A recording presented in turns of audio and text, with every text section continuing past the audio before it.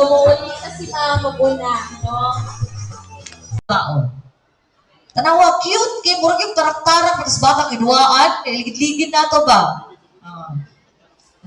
Just imagine that. Then, pila ka pa sa yung ikarga. So, na possibility na prone gid siya sa aksidente. Madisbalance gid ka. Again, Pinoy na pod.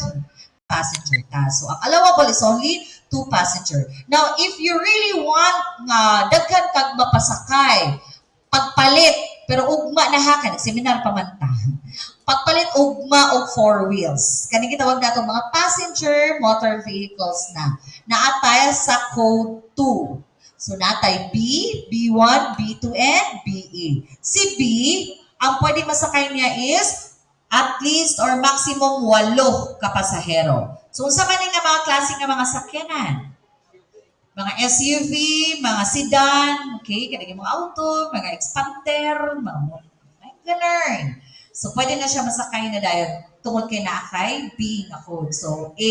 Pag gusto po ka more than 9, mga unsa nga klase nga sakyanan?